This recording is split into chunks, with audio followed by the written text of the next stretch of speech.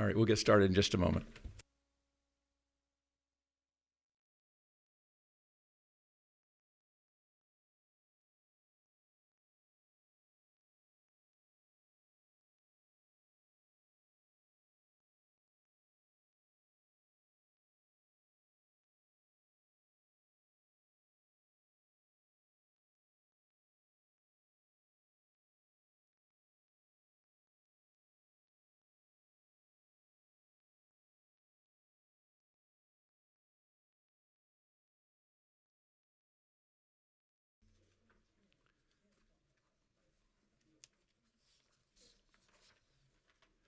All right, good afternoon.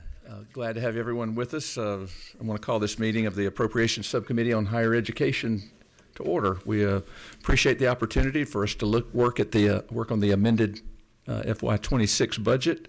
A lot of changes going on, a lot of potential new programs we want to look at, and we're excited to have several of our portions of our subcommittee here today to talk. That'll be the University System of Georgia first, then the Technical College System of Georgia, and then Georgia Student Finance Commission. All really good three strong legs of a higher education stool that has brought many families, probably a majority of Georgia families, to an amazing result that we're seeing in Georgia's growth and economy.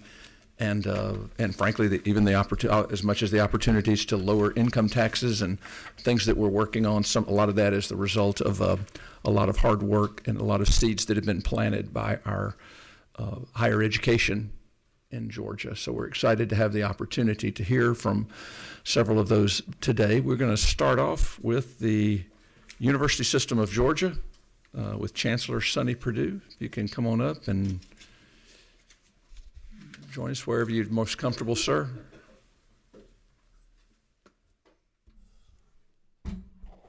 Good afternoon, Chairman Newton, members of the committee. Thank you all again for the opportunity to come and talk about our amended budget for 26. And I do want to thank you for acknowledging really our higher education system in Georgia. I think we're really fortunate from a state perspective. I guess I first learned that from Zell, that is, as the higher education goes, the state follows a generation or two. So I think Georgia's enjoying the beneficiary of being a beneficiary of good higher education system in years past. So that's why it's important. I appreciate the opportunity, and I appreciate again the generosity that you all have done. I showed you a slide in the Joint Committee the other day over the affordability issue, which is important, but that's really directly responsible for your appropriations that allow us to keep these tuitions affordable in that way. So the governor's recommendation for the 26 amended budget includes a total of $430 million in state funds for the system and the B units there. It also includes an additional $145 million for cash-funded capital projects that we'll talk about. So the changes to our budget can be found on pages 1 through 3 of your tracking document. However, I think we have provided you all a one-page summary that way that summarizes the recommendations for the USG in that regard. You'll note that the first adjustment is really reflected in all programs, and I'll address it to agency as a whole. That's the $2,000 one-time pay supplement that the governor recommended. That's in 41.1, 41.20 in that way. Increasing funds to provide a one-time salary supplement of $2,000 to full-time regular state employees. That took up almost $105 million in that area. It's going to support, again, full-time regular state employees. I want to thank the governor for recognizing, rewarding the hard work of state employees as well in that one.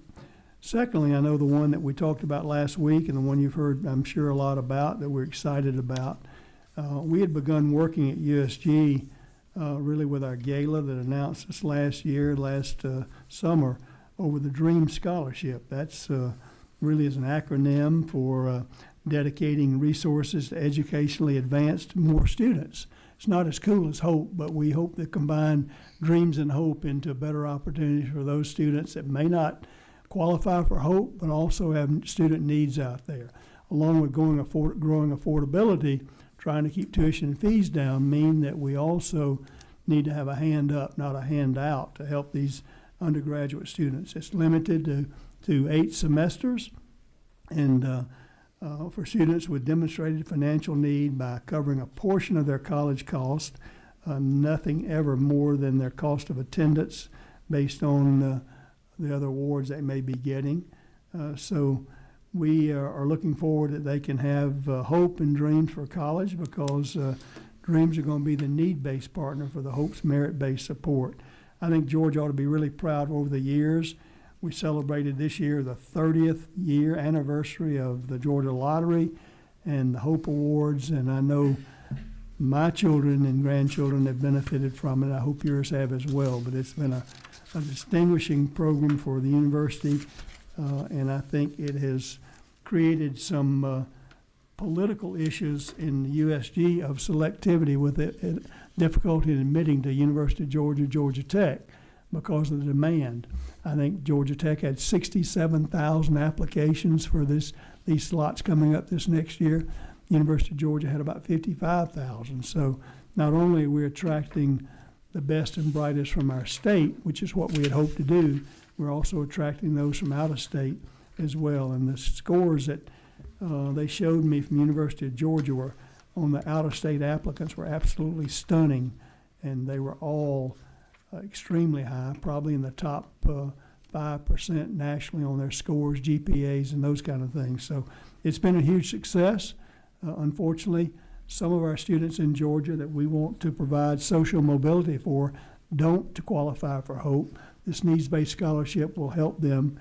We are developing parameters around that to be good stewards of this endowment that will, again, our commitment to the governor and to OPB and to you all, obviously, is to be partners in adding to this. I'm grateful for the governor's recommendation for the $325 million. That's a historic investment, as you may know. One of the things that when mentioned higher education in Georgia, Georgia being only one of 2 states in the nation did not have a needs-based scholarship. So I think this again takes that off the table. And from an endowment perspective, while we are blessed with a good reserve fund now, this is the opportunity for us to go out and to raise other money. I've been beating the bushes in our foundation for a couple of years now, and I'll tell you honestly, the question I get is, well, we believe in higher education, we're happy to contribute, but what is the state doing? And come back when the state, steps up. So I've got those people on a Rolodex right now, and we're going to be calling them and showing them exactly what hopefully you all will do in this effort. Obviously, it's an endowment, which we want to, again, raise enough money. My personal goal is to do 5X times the $300 million and have $1.5 billion there that can throw off the investment income to go forward and continue to provide needs-based scholarship. We did a needs-based assessment statewide, USG, and it was significant, honestly. And what we also know is that students who get stopped out of college by finances are about 70% less likely to graduate than those who don't. And so that's significant. Our goal is to get not only enrollment growth, but retention and graduation, because that's what really makes a difference in their efforts. So the bottom line is this state investment gives us the momentum to bring in private donors alongside the state's commitment and open doors for more Georgians. That's not only here in Georgia, but also across the country. So I'm committed to bringing in additional funding, and we got our work cut out for us. So I want to emphasize again, a hand up, not a handout. We've designed the parameters of this program where students would have to have contribution, skin in the game regarding work service, volunteer work, paid interns, those kind of things, to make sure that they're going to be expected to contribute to that effort in earning that. So the awards are going to range from currently about $300 to potentially $3,000 in an academic year. And as I said earlier, be limited to those 8 semesters. It's not an eternal college student fund in that way. So we're also having conversations with the Office of the State Treasurer to determine the best investment options. Those funds are going to be invested within the state treasury to make sure they're safe and obviously throw off as much income as possible to provide for the students. We're going to partner with the Student Finance Commission for the disbursement of the funds. They're in that business, obviously, with HOPE and other awards that you all have provided to make sure they do. They'll be allocated at the campus level, but the physical partner will be the Georgia Student Finance Commission. Already has that infrastructure in place. They're accustomed to working with our institutions regarding the administration of scholarships that way. So the other thing I want you to know is that we're using 100% of the money for scholarships. None of this is a commission or a skim off the top of administrative and that.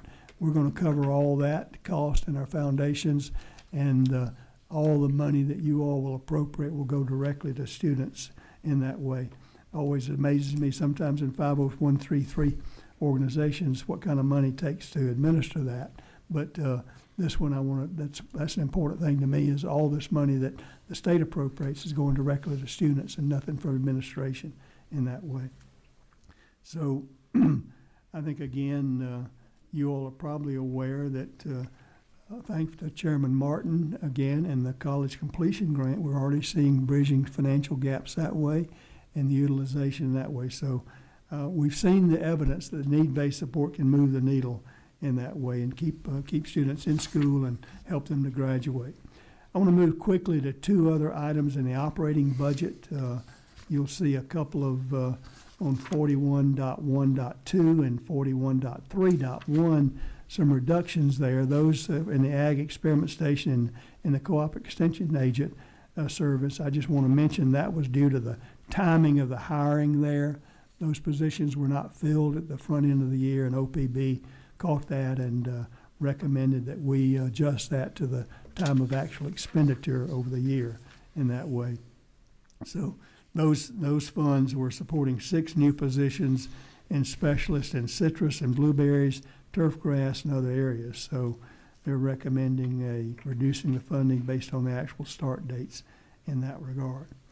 I'll now, Mr. Chairman, if you permit, to move on to capital items recommended for the USG reflected in the budget for GSFIC.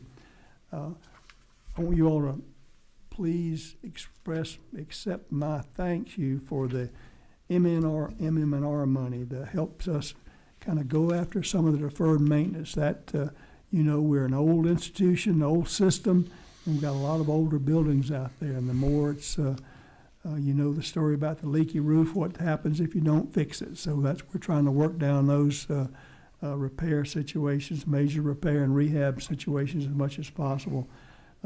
We use those funds to invest in the renewal and upkeep of the existing facilities and infrastructure. A lot of HVACs, their ended life, and many other roofs and those kind of things take up a lot of money. So these additional funds will help us address the current backlog of capital maintenance and update existing facilities to meet current educational and safety demands. So those funds are reflected in the budget of GSFIC, and which also includes almost $66 million in ongoing MM&R funds. Hello. The other thing that we're really proud of, we all know what the aerospace industry means in Georgia from a manufacturing, from an export perspective, and for the people that work in that industry. And while we've got a great aviation program at Middle Georgia, this industry is needed. It depends on the research. Georgia Tech is one of the best aerospace schools in the country. And the $88.2 million toward the design and construction of the Georgia Tech new building for the Daniel Guggenheim School of Aerospace Engineering. I think if you went over there, you'd recognize the need for that building there. So the good news is, again, from a partnership perspective, skin in the game, Georgia Tech, through their philanthropic efforts, as well as their own money that they get through the strategic reserve, they're supporting it to $105 million. So state funds at 88.2, other funds of 105. That's part of what we are going to be talking to you all about our strategic reserves, how these funds are collected over a period through indirect cost recovery, then utilized to lessen the state burden over capital projects like this going forward. Additionally, it's most of you know, the Board of Regents had approved a University of Georgia School of Nursing. It's $5.6 million toward the design of that school. The estimated cost would be about $74.9 million as we finish, and that will enable us to do about 500 BSN students, as well as both master's and PhD in advanced nursing programs that we all need for the state in that way. So that funding schedule is FY 27 for design, 28 for construction, and 29 for the equipment. That's kind of a standard capital request and cycle, as you all well know. And then coming up, hopefully with a opening this coming December, which has been pretty fast, $11.4 million, $43 million towards equipment for the University of Georgia School of Medicine. We're all excited about that. The state's excited, but about $4.5 million of that would be the student instruction simulation equipment. Doc, you know how important that is today. It's a lot different than when you went to school, probably, about all the simulation. But I like the fact that this simulation allows these people to do some more venipunctures before they start on me in that way. $3.5 million for the Nikon Center of Excellence. That's research equipment there. And then $3.48 of library materials for medical students, that you know how important that is with all the changing of new technology, new discoveries in the medicine. So that's we hope to have 60 students in the fall of 2026 and the fiscal year 26-27, pending obviously our LCME accredited granting of the University School of Medicine preliminary accreditation. That seems to be going very well so far. They've been actively engaged in that. So, Mr. Chairman, that's our simple amended budget. We're very grateful for the past, and we are happy to answer any questions that you may have regarding any of those. Well, thank you, Chancellor. I really appreciate that, and appreciate the work your team has done on this, and the really like on that capital campaign that more than 50% matching is a strong skin in the game, as you mentioned. Appreciate that. You did raise a couple of questions that I guess we have I have a couple of questions about, if you could help me out. A couple of things just in background when we look all the way back to HOPE, as you mentioned early, the 30th anniversary, and over the years that has had to be somewhat nimble during the 08, 09, as you know, time period. Things were tight. It dropped down to less than 100%. Then we went back and I think the legislature created the Zell Miller upgrade for exceptionally or exceptional, even more exceptional students, right, I should say. And then, of course, we were able, as our economy has gotten better and our growth in 12 years best for business and jobs, that we've been able to expand that back to 100%. So the legislature has had to be somewhat nimble. When this endowment, you did mention, which sounded interesting, that partnering with the Georgia Student Finance, who's the third on our list today to talk, is that going to allow the legislature to have input? You mentioned how it's an endowment. Who controls the proceeds of that endowment? Will it be Georgia Student Finance and therefore the appropriators, constitutionally the appropriators of state funds? Will it be an independent board? Is that still up for discussion on different pathways? Because what you mentioned about the gap that with the Hope Completion Grant, which created for at least for the last couple of semesters, seems to help a lot. Trying to make that decision to go to college. I know we'll hear at some point about Georgia Match but there's a difference between being eligible to get into a college and able to go. And sometimes that is room and board and not necessarily tuition. You may be a Hope student. For example, is this going to be primarily for Hope eligible who have additional needs potentially, and maybe a more important question is who's going to be involved in both beginning the program and then doing the adjustments that at least Hope is an example. Obviously, it's funded completely different through the lottery as opposed to an endowment or direct appropriations, but through lottery funds. how do you foresee that? Would the legislature have a role in the, you mentioned $3,000. That might be the number now. If you're successful with this 1.2 billion 5X on top of it, all of that might change. Is there an opportunity for the appropriators to be involved in that? Yes, sir. Obviously, always your influence helps and your feedback helps about how we can have better programs. The plans thus far are for both systems, TCSG and the USG, to then do a student aid index over the neediness of the student, obviously, and then allocate to the pro rata share of each institution that way, to appropriate the scholarships by virtue of their normal provision. Georgia Student Finance would be the fiscal agent that disperses those funds to the schools that way, but there would not be a planned legislative administrative appropriation per school that way, obviously based on how much money we're able to raise, how much money we're able to throw off through investment. It would change each year, hopefully continue to grow in that regard, and then we would pro rata share that out to the schools based on the level of need there. Obviously, you can imagine our larger flagships and R1s have more endowment already from scholarships that way, while some of our colleges and state universities across the state have higher needs in that regard. So it would be determined really through the foundation effort of student needs there per allocation, either per student over a student need index that the institutions would report up to the system level.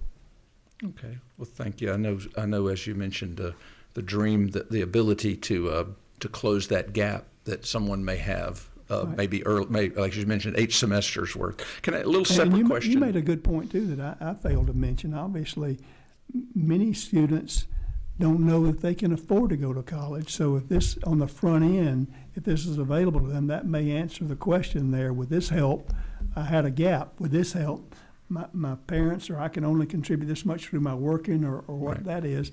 But with this help, we can make it. So that's important as well. Sorry.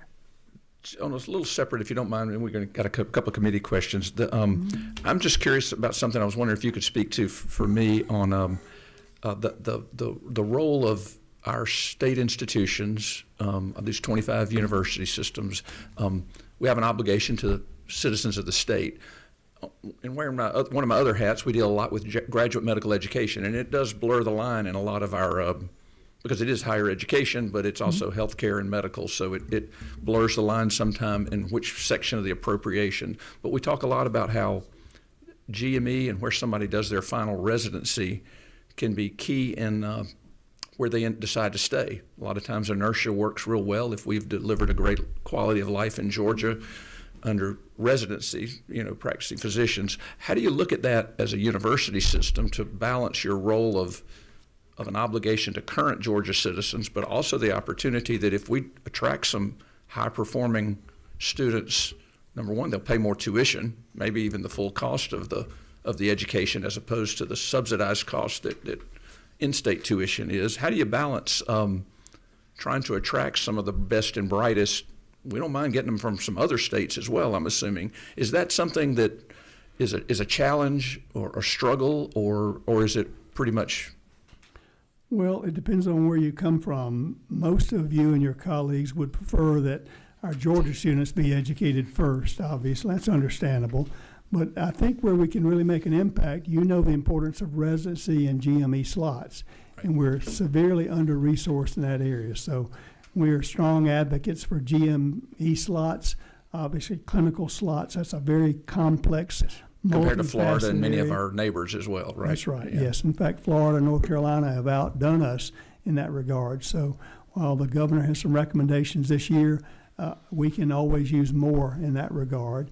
And when we work with our clinical partners, and we're becoming much more, and as you probably know from your own education, we're becoming much more an integrated type of thing, using clinical experiences earlier in the process of the medical degree in that regard, even in the second, third, and fourth years that way, and then moving on into residencies. But It's just a stated fact that those physicians who complete their residency in one state are more likely to stay there. So that's obviously a goal of the university system, obviously our Department of Community Health, and the state as a whole, because we're under-resourced in physicians, and most of you know in some counties we don't even have physicians.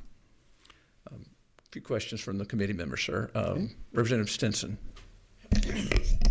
Thank you, Mr. Chairman, and thank you, Chancellor Perdue, for your presentation this afternoon. Quick question regarding housing. Is there any plans for universities like Fort Valley, whose enrollment increased quite a bit this past fall, but there's a housing crisis? So is there any plans for more housing maybe? And then lastly, just want to give a big shout out to the public library system. This summer, I had a chance to visit several libraries across the state, and they all were wonderful. So I'm just want to give them a big shout out and thanks for what they do serving all of Georgia. Well, we're proud of our library system, and we've got a retirement coming up, and we're interviewing leaders for that system right now. But you're exactly right on the housing. It's a good problem to have. Our enrollments are growing, a record enrollment this last year, fall of 382,000. It's not uniform, unfortunately, in that regard. We've got some housing underneath, but we got some housing that's over 100% occupancy in that way. Fort Valley, as you well know, in your area being one of those.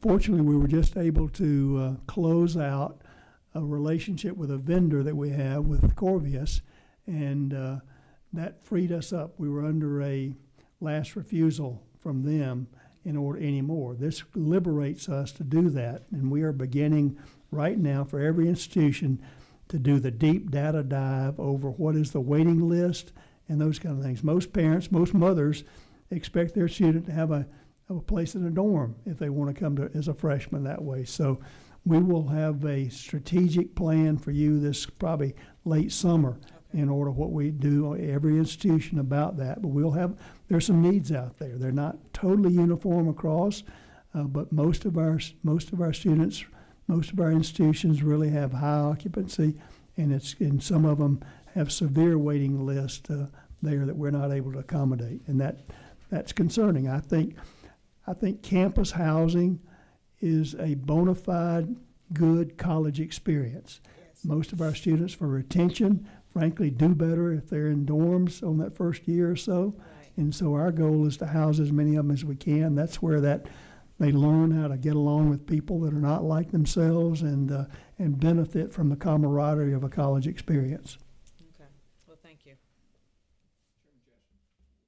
Chairman Jaspers. Thank you, Representative Stinson. I was just thinking, I was an RA in Russell Hall in 1976, and Chancellor, I learned a lot about life and people in that dorm that year.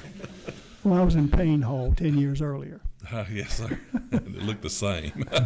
Hey, I got a couple comments. So one, I just want to thank you for tuition. For the Georgians that may not qualify for HOPE and all that, the tuition stabilization has really been a great asset to all of us. And you're looking at needs-based scholarships. Or needs-based help, I guess you'd say. Georgia State, back when I was chairman of higher ed, was really the leader in this. I want to give them a shout out because they really did, with their own money within their own foundation, did a great job. But I have just a couple of questions for you on the Dream Scholarship.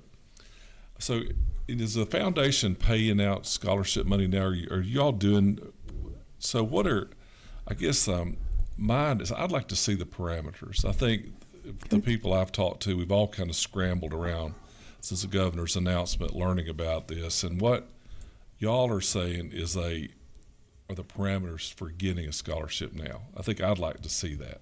We will provide that, and honestly, we would welcome feedback. This is something you struggle about. How wide do you make the gap? That way, how do you define the gap? So we would welcome any kind of feedback, but we have parameters that we have suggested right now. Obviously, we had been raising money. That's what our gala in the summer had been about, and we had the most successful gala this last summer that we've ever had.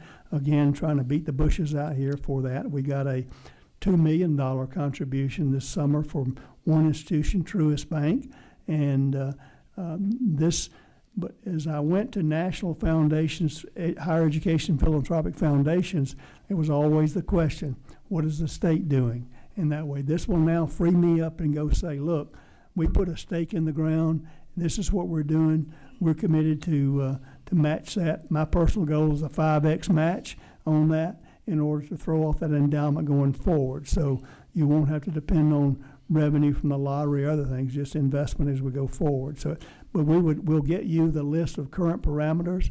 We've worked on it very diligently, Okay. but I think I would welcome any feedback that you have as far as fine tuning or suggesting any additions. Well, thank you, because I think I'd also like to see.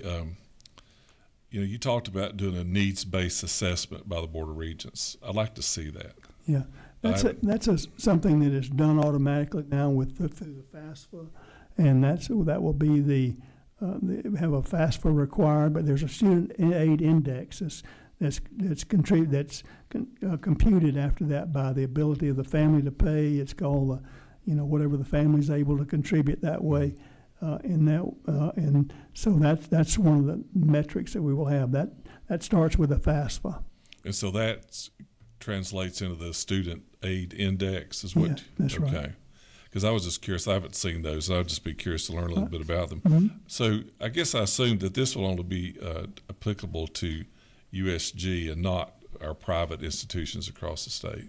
Two public higher education Just institutions. USG. Okay. TCSG, USG. And TCSG. Okay. That's mine. I gave you some things to work on, Mr. Chairman. Appreciate it. Sounds like you have some information coming, and that will be helpful to all of us. Representative Barrett? Chancellor, there's obviously something really special going on in Georgia in higher education, and it's palpable. And I have to share a story. Last night I was having a pizza, and the server at the pizza restaurant is a Georgia Tech student. But she didn't start at Georgia Tech. She transferred in. And you talk about the difficulty of people getting admitted because the standards are so high now, but there's so many different ways to accomplish that goal. Ultimately in Georgia, it's just astounding. It feels like most everybody in Georgia who wants a great education can get one. I would put us against anyone in the country right now. It seems like everything like a symphony is working well. We've got with what you're doing with USG and what TCSG and articulation agreements and Georgia Student Finance Corporation and the governor, Top State for Talent, House Bill 192 last year and the career portals this year. It's like it's astounding from this perspective of what's out there and what's available. Thank you for making my degree from University of Georgia more valuable, by the way. Basic math, $1.5 billion. First of all, does anyone ever tell you no when you go out raising money? I doubt it. Well, they have, and that's well, I'm so excited about this because they've told me on multiple occasions we're there when the state's there. So as I said, they're on my Rolodex. Basic math, $1.5 billion. I using a 4% rate is $60 million a year. At the maximum $3,000 per year. That's about 20,000 students. If I'm doing the math right, is that? Right, that's right. I went to Georgia, not Georgia Tech. Most of the $3,000 award would probably be limited. We went from 300 to 3,000, so anywhere in between. You mentioned Georgia State, which was a great success story with their Panther grants. I think the average may have been like $900 on those to keep students from stopping out. So I think the 3 would be the top end. And then, you mentioned being nimble. We're going to have to be nimble with this program as well. We'll be fine-tuning it as we go in that regard to make sure that the biscuit and the syrup match up. Thank you. Thank you. Quick question on a little policy thing that's come up as we strive to both reward and also maybe expect more of our state employees with I know we've had K through 12 education improvements that we've made, some strong ones over the years. We've also tried to reward many of the highly valued state employees at various levels, including at USG. And you mentioned in this budget even another $2,000, as another one-time bonus, I suppose, along that way. Somewhere in there also, we did have an expectation that people actually be at the workplace delivering the service to our students' parents, as you mentioned, the moms that are taking a tour of the campus, whatever it might be, the professors that are available, all these ones that we are giving. Have you seen any kind of an impact from the return to work mandate, the on-site mandate? I know there's been some news articles about it, maybe condemning it, or at least getting quotes from people who don't like it. But have you been able to see that? Are we able either to get by with some of the people who were remote and now are decided not to come back or to go work somewhere else, or the ones who were eligible for retirement and now are under TRS or whatever? Have you seen an impact either on the budget or on the manpower, or are you not able to get the services to the students that you need because? I think we've seen an impact. I think, again, higher education, while it's a great moral, ethical improvement, it is also a business. And if you're there on the campus and as a father, you get one Friday afternoon off with your daughter or son to go to a campus, and you arrive and nobody's there, that's not a good impression. So while we had a lot of objections, frankly, from the return to work, we're solid on that. We had some protesters at our last Board of Regents meeting still about that. I'm guessing most people did return to work, and now they're sitting alongside their colleagues delivering the service that you expect. Yeah. I think we had at least 2 or 3 people protesting at our last Board of meeting. The rest of them were doing it remotely. Is that when you talk to the television? But I got a cute card this week in the mail when I got back to work. It had a picture of Bigfoot on the outside of it, and had the Great Gatherer or something like that on the back. It said, "Thank you, Chancellor, for the worst flu season in there. Thank you for coming back to work so we can all share." So we get some of those kind of things, but I think it's the right thing to do, and we actually did it at USDA against some concerns. But I mean, COVID is over, and frankly, while we've learned how to learn remotely and we're utilizing that, I think the most productive environment that we can have, particularly for serving our public and answering those questions, is to be on site, on work, and on time, and those are our expectations. We don't apologize for it. Well, it does take a team to deliver that, as you say, and a lot of times that means we got to show up. Chairman Jaspers, you have another question? Thank you, Mr. Chairman. Following up on a question you asked earlier, Chancellor, is there a reason that we're not taking this $300 million and putting it in student finance, where I guess there's some control over the legislature, or thought maybe there is or isn't, but then into the foundation? Is there a reason for that? I mean, well, it is except pride. I mean, all that stuff. But no, it is an endowment that we're adding to and contributing to that as well. So that was a decision, I guess, maybe above my pay grade, but we had begun that already, raising money, for that in that regard. But we will. I don't know that I can ask the technical questions other than is an endowment that we're going to add to. Yeah, I guess I'm thinking that if it's under Georgia Student Finance, our private schools that are just a great part of our education system of Georgia would have access to it too, if they, jump in and contribute and be a part of it.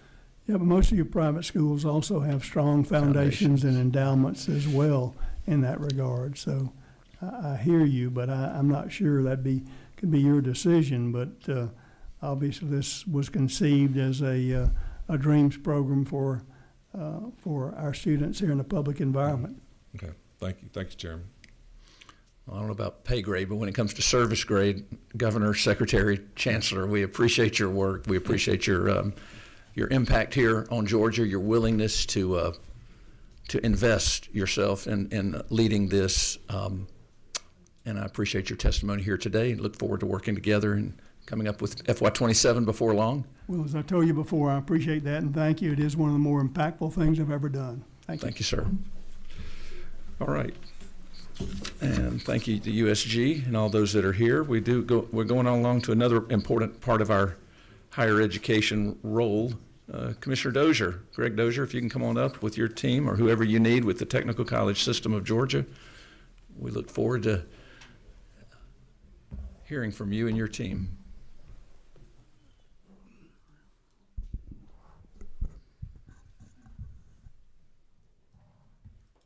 We're pulling up your track sheet, I believe, that all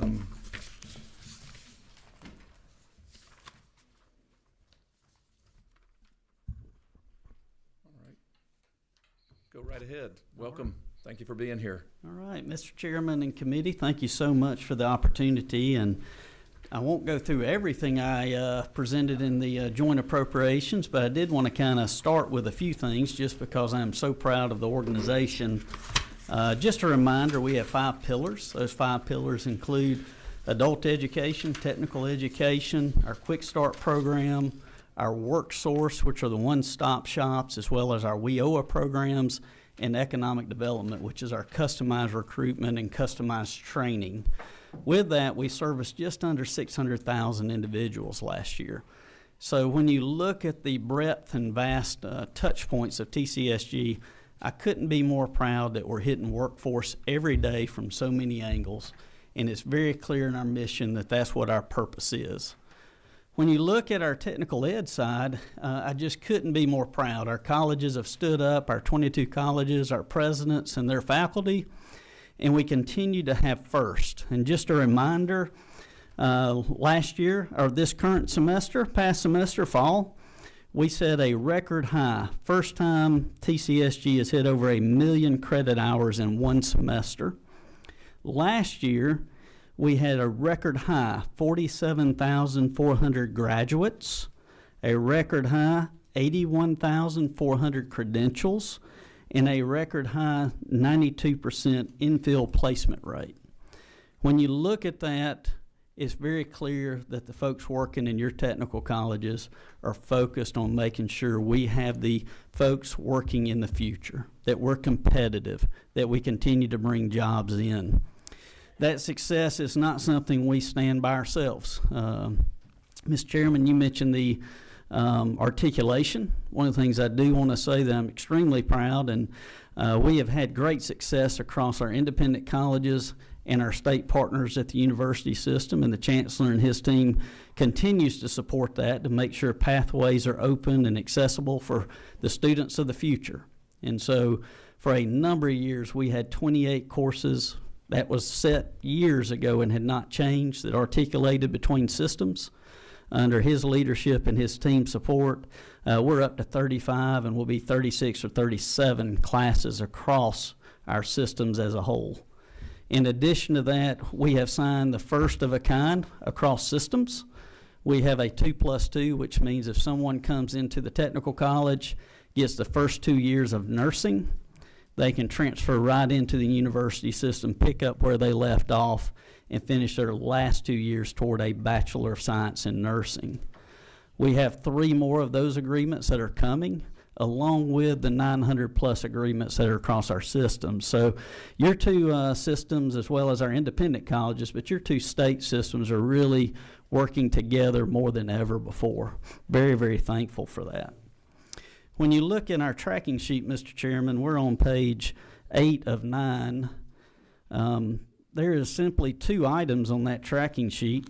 The tracking sheet has an item under each division, and that's that $2,000 pay raise. If you add up each of the sections on the $2,000 pay raise, it equates to, goodness, I'm on the wrong page.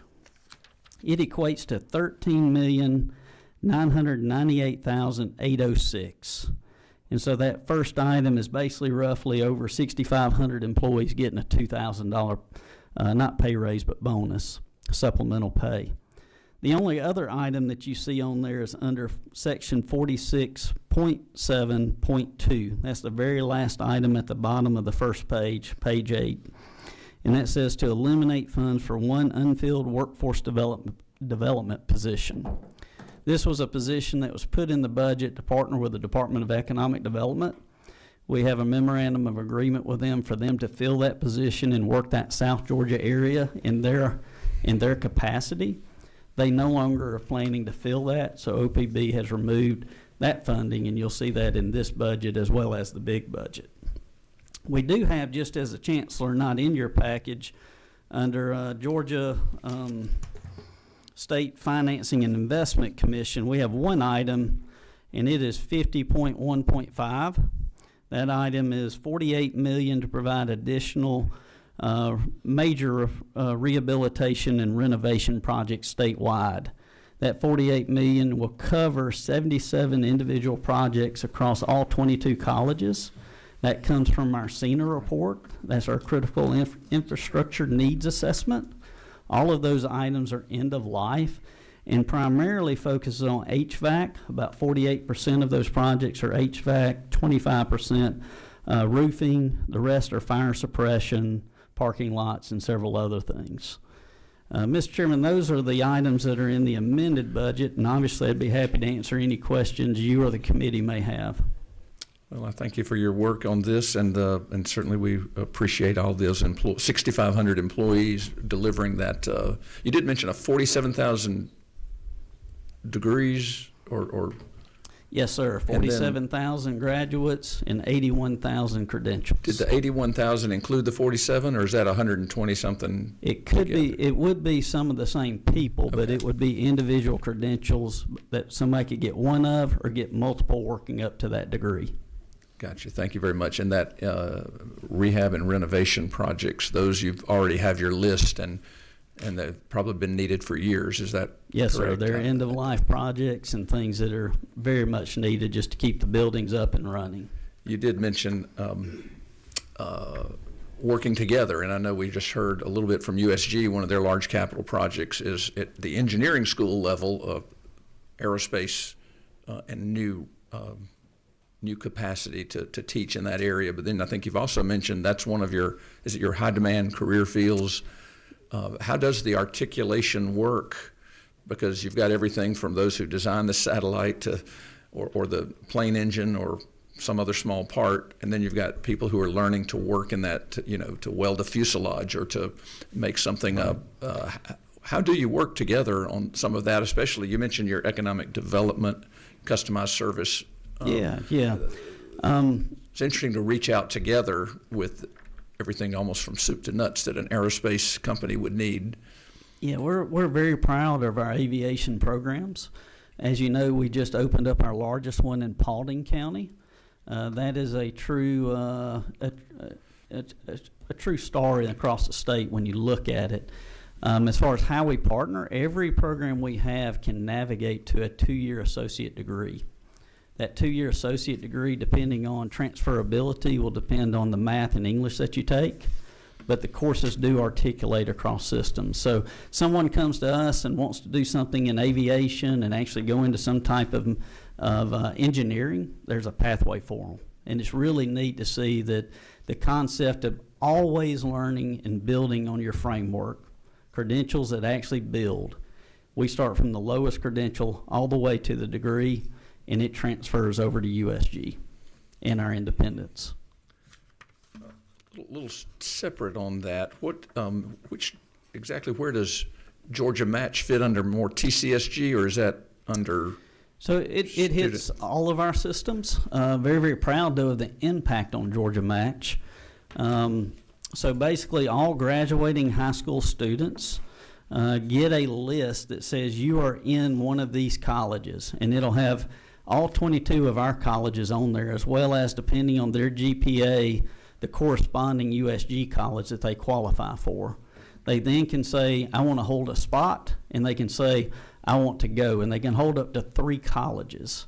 When you look at the impact on our system, we have really trailed behind our counterparts across the state. Folks graduating high school coming to 2-year colleges is typically around 12 to 15% of those graduating. Is that nationally, you mean? Nationally. Okay. In Georgia, we've hovered around 7% for decades. Since Georgia Match has gone into effect, we're up to 10%, and that continues to climb. So Georgia Match is making a big difference on making sure folks that are graduating high school understand they have options. And they also takes away the stress and alleviates the anxiety, can I get in? Because Georgia Match doesn't say you can apply. It says you're in these colleges. So it's pretty amazing. Do they get a QR code or something on that, or? So they do. And would it give them any information about, you know, at least some rough estimates of what they might be eligible for, whether a HOPE grant or a So obviously they, depending on. Georgia Match is actually partnered with my friend Chris Green over here, we'll hear from and obviously they provide all of that for them as well. Yes, sir. Thank you. Okay, Representative Franklin. Thank you.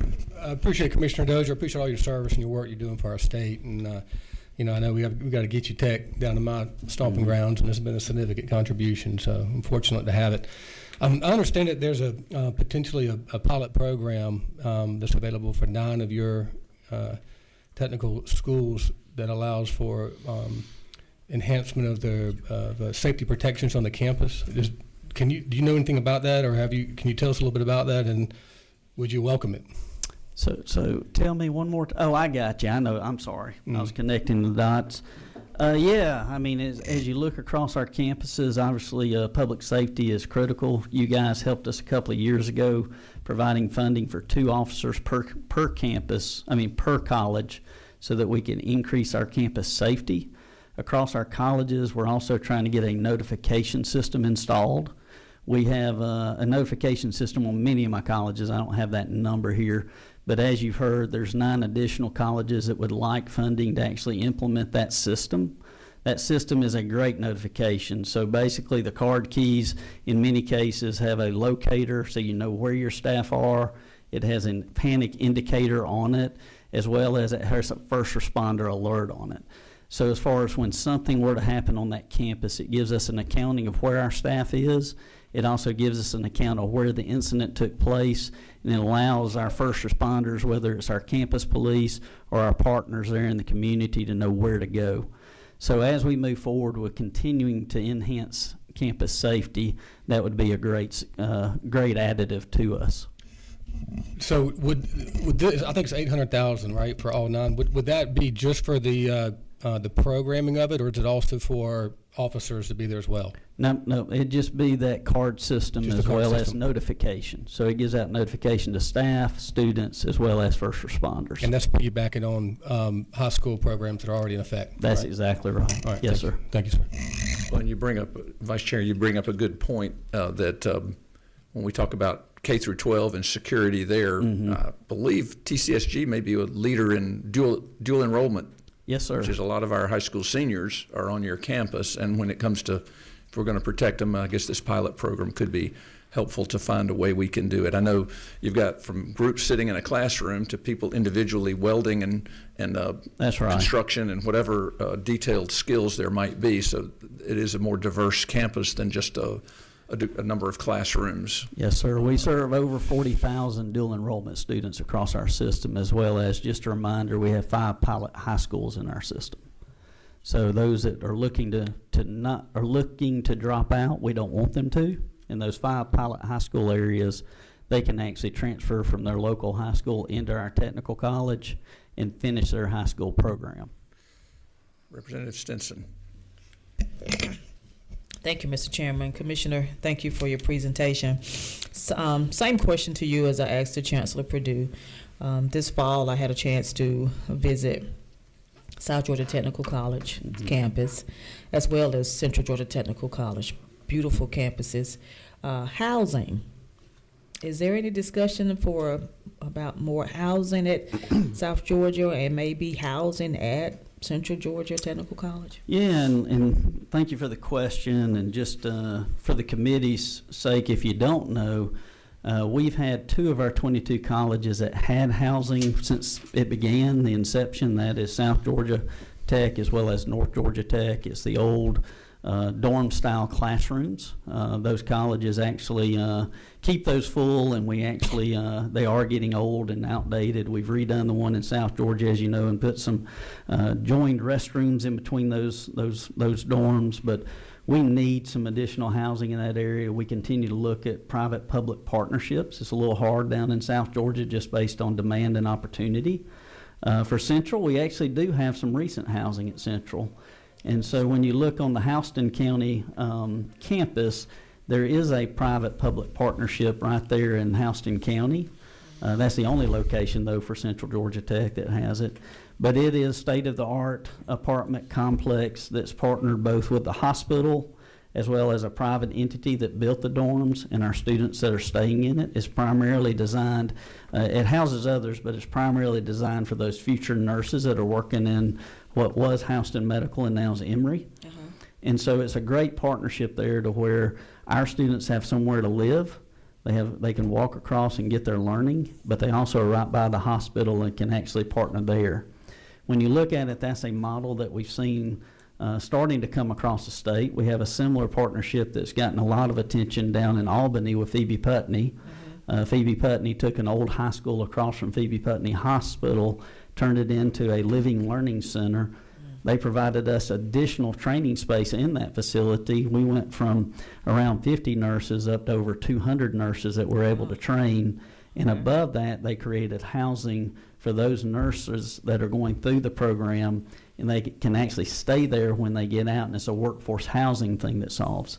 So we're continuing to look at partnerships that make sense across the systems, but we don't have much in TCSG, and I think as we continue to grow and as we continue to look at workforce housing, that's something we've got to balance in the right areas. Okay. Follow-up question, Mr. Chairman? Sure, certainly. Thank you for that information. And I look forward to hearing more about that partnership. But, I got to ask the question, how well is the mortuary and science program doing at Columbus Tech? And is there an opportunity to extend that program in other parts of the state? Yeah. Well, we need some more funeral directors. Well, I got to look up here at my friend in Statesboro, because he had the first one, and then the second one was opened up in Columbus. But they are doing well. And we are looking to see if there's another area we're considering, and I think we're almost, if we haven't opened it, it's going to be at West Georgia Tech. And so we continue to expand that program and make sure we have those that we need in that industry. Well, I have an available building in Taylor County. Yes, ma'am. Yes, ma'am. In case you hadn't heard, I have a building in Taylor County. Thank you. Representative Barrett. Thank you, Mr. Chairman. Commissioners, thank you as always. I think isn't there Clarksville opening one in January? Yes. Yeah, that's the West Georgia one. Oh, that's okay. Yep. Okay. Gotcha. So I'm beginning to start sounding like a bit of a broken record. There's so many exciting things going on. Georgia Match, career portals, top state for talent. A constant refrain with me is inflation is roiling families everywhere. People are living routinely to be 95 and 100 years old now. And I'm concerned about not just our kids, but our empty nesters needing to plug back into the economy. And maybe after being a little bit rusty, needing to find a way to plug back in.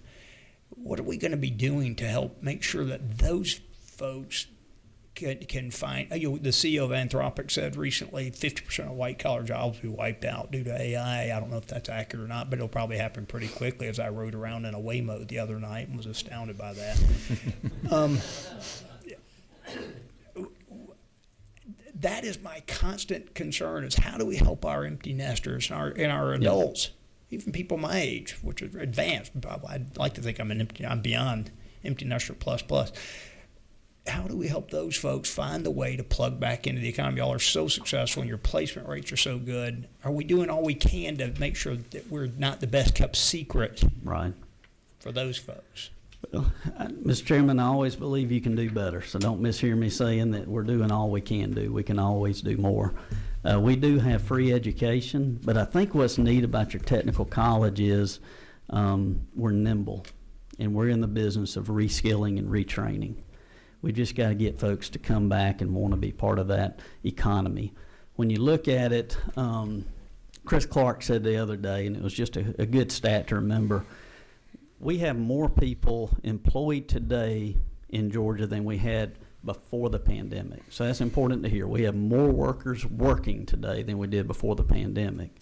But when you look at those that could be working, there's fewer percent. So you're looking, and we have more people in the state of Georgia. Before the pandemic, it was over 70-something% that was in the labor participation. We're now right at 60, 62%, somewhere in that range. And so it really just validates your question. What are we doing to make sure those that are not in the labor force, that should be in the labor force or want to be in the labor force, understand their opportunities? We're working each and every day to try to make sure they hear the message. We can do more, but we're doing what we can to see it. And I think we're seeing it. It's just not at as fast a pace as we want. Yeah.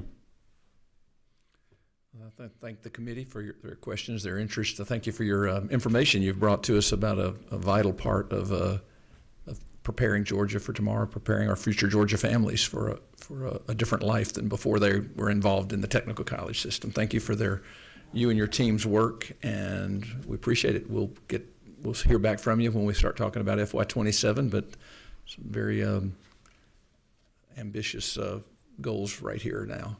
Thank you, Mr. Chairman. Thank you, committee. All right. And someone, I believe, mentioned Chris Green, President, Georgia Student Finance. If you can come join us, and we look forward to hearing. We've referenced the good work that's done and the teamwork with the legislature and the appropriators, as Chairman Jaspers mentioned. We look forward to finding ways to do that. But give us your report on or tracking sheet or whatever you need us to see. I guess you did give us a handout, didn't you? Well, good afternoon, Chairman, members of the committee. Thank you for the opportunity to present the governor's recommended amended fiscal year 26 budget for the Georgia Student Finance Commission. Mr. Chairman, I was going to present from your track sheet. This is page 5, and we are in section 44. Oh, that's okay. Well, thank you. Perfect. Committee members, item 44.2.1, this is a recommendation from the governor, an increase of $245,000 to provide funds for the one-time salary supplement. We only have 124 employees, but administering over $1 billion that you entrust to us. So I hope we demonstrate a terrific ROI on your investment and appreciate your consideration of this one-time enhancement for our employees. 44.3.1, a recommended increase of $18 million for the dual enrollment program. This is to meet the projected need. 44.4.1, a recommended decrease of $160,000 for the engineering scholarship. This is a one-time true-up request from Mercer University. Item 44.5.1, this is a recommendation to increase by $439,000 to meet the projected need for the Georgia Military College Scholarship. Down at 44.9.1, a recommended increase of $927,000 for Hope Scholarships Private. Again, this is to meet the projected need and what we expect in student awards. Item 44.10.1, a recommended increase of $11.2 million. This is for Hope Scholarship Public, again, just to meet our projected need in the amended year. Item 44.12.1, an increase of $554,000 for the University of North Georgia Military Scholarships. Item 44.14.1, this is a recommended decrease of $85 million to meet the projected need based on the first year of applications for the Promise Scholarship. Item 44.18.1, although no state dollars here, I just wanted to call your attention to a caption instructing us to use $1.8 million of program reserves to meet the projected need for tuition equalization grant. And then lastly, committee members, the non-public post-secondary education commission is attached to GSFC. And so you'll see there's a recommended increase of $19,000 there for NPEC, and their executive director, Dr. Kirk Shook, is here should you have any questions about their recommendation as well. Mr. Chairman, that concludes our recommended changes in the amended budget, and be more than happy to speak to any of these for the committee.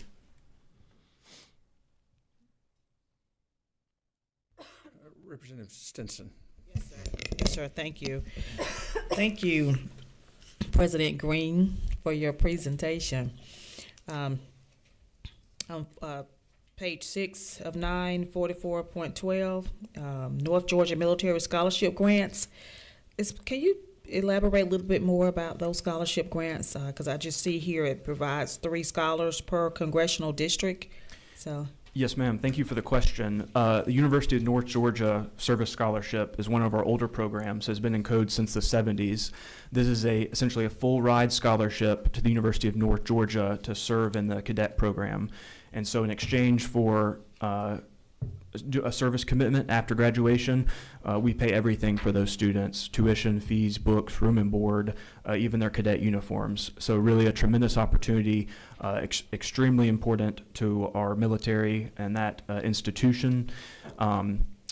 The slots per congressional district, just like a West Point scholarship, students have to get letters of recommendation. There's a evaluation process for the students to be selected. So really just a terrific partnership with the University of North Georgia. And we do, understandably, over the last several years, they have experienced cost increases, thinking about even the cost of the uniforms, the books. And so in prior years, we've been glad to cover that out of program reserves. But last year we did exhaust that, and so that leads to this request for new dollars to make sure that we can fully meet the demand. Thank you. I'm just thinking of how students in rural Georgia, particularly in my district, how they can benefit from this program. I know the University of North Georgia would love to recruit them, so I'll be sure to connect you. Thank you. Yes, ma'am. Thank you. Quick question I have, if you don't mind. I know you all oversee the Hope Scholarship. Yes, sir. And now those guidelines for how that money is distributed are written by the legislature? Yes, sir. Statutory. Statutory. So that's where you get your marching orders is when to change it. And you've got Hope Public and Hope Private. Yes, sir. And frankly, now you also have the Promise Scholarship, which is really covering some opportunities for families who the current system isn't meeting in the K through 12 arena. And I guess so you get your direction from the legislature and statute. Okay, so Yes, then, sir. And then the funding has to follow. Is that right? I appreciate that. Okay, let me see. Chairman Jaspers, you go ahead. Oh, thank you, Mr. Chairman. You all are thinking alike, I believe, today. You know, president or chairman? Yes, sir. President. Chris, just fine. I love that. Go, President Green. You know, sure appreciate the job you're doing. I do want, just before I get to my question, that on 4419 NPEC, Yes, sir. you said he's here. If that would get offline, I want to know what that is. I mean, I just would, my curiosity, But I guess my question is, you heard me ask the fine chancellor about this endowment. And following what our good chairman is asking too, if we ask, could Georgia Student Finance oversee an endowment to do this? That may be a political question. Just say I'd rather not answer if you don't want to, but not understand. But I guess we're looking at it as something that maybe we'd have a little bit more control over, since we're the funders of it, and it would be available to both public and private. And so, could you oversee an endowment? Chairman Jaspers, let me start by saying we fully support the governor's recommendation, historic investment. That's how he got to be president. If I could add, the chancellor described us as a fiscal agent, and we are certainly happy to follow your lead, follow the governor's lead, the chancellor's lead. For 60 years, we have been moving money successfully, flawlessly from the Treasury to student accounts. And so if the vision is that the USG Foundation continues to raise the private dollars and there's a mechanism to get us the funds, we're glad to be your partner to make sure they get securely to student accounts. But fundraising is not, that would be something might have some concerns about. Sure. Well, thank you. Thank you, Mr. Chairman. Yes, sir. Thank you, Chairman. All right. Well, thank you very much. I think we have gotten our information about the amended budget for FY26. Thank you for your participation in it and your over 60 years, this is way before the lottery, right? Yes, sir. Thank you for over 60 years and for taking that over. And I think unless the committee has any other discussion or finances, I believe this will end our hearing today. I want to thank our Senate members for coming and sticking with us, and thank you for the team effort that we'll put into this. But thank you very much. We are adjourned.